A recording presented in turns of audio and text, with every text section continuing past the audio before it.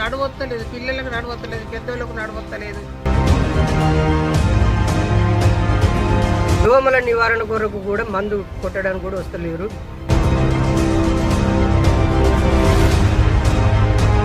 ఇక రోడ్ల దాకా ఇండ్లు కట్టి మమ్మల ఇక్కడ సీసీ రోడ్డు మీద ఏదో చిన్నపాటి చెరువు లెక్క నీళ్లు నిలుస్తున్నాయి. వాన కొట్టిందంటే చెరువు లెక్క ఇక అక్కడ దాకా ఆగుతుంది. అసలు ఈ వార్డును పట్టించుకుంటలేరు ఎవరు. ఇళ్ళ నీళ్లు కూడా బట్టలు ఉతికినాయి, లేట్రూమ్లో ఈ బాత్రూంలో అన్నీ ఇటే వస్తున్నాయి. ఏంటంటే నడవడానికి సరైన ప్లేస్ లేదు. సంతకాలు పెట్టి ఇచ్చినాం. ఇవాళ వాళ్ళకైతే సౌకర్యం కదా, మాకే ఒక్కలకే సౌకర్యమా?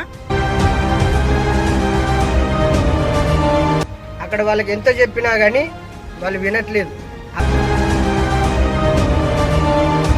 మా అమ్మ చూడు ఇలా పడి బురదలో పడితే ఆమె 3-4 వేలు దాకా నేను ఖర్చు పెట్టుకుని హాస్పిటల్లో చూపించిన.